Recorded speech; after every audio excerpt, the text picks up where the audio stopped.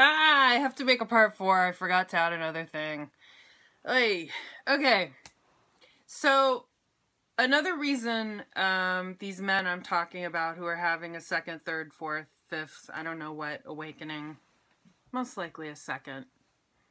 If they've done the martial arts thing and the self-evaluation and the moment on the mountaintop thing.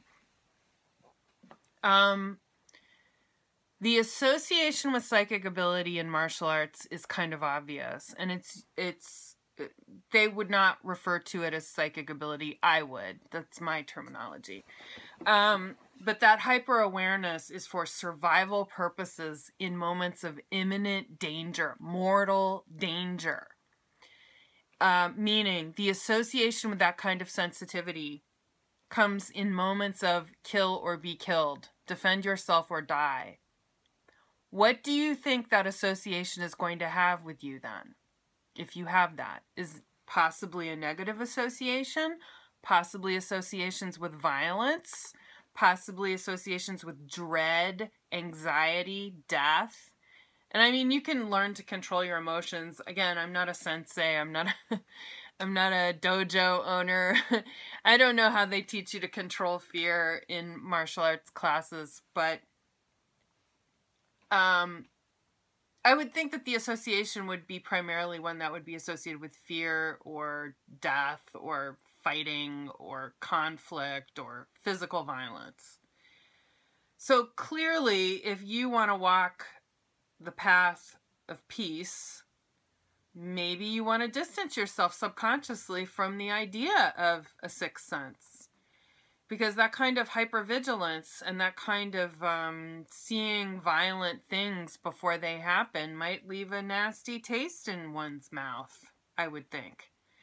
And what you leave out when you do that is you negate 50% of the experience, which is love and an awareness of all that is, and an awareness of community and an awareness of empathy. And so, you know, vulnerability is required with psychic ability. So you have to reprogram that idea in your mind if you are inclined towards the notion of psychic whatever, sixth sense whatever, hyper-awareness whatever.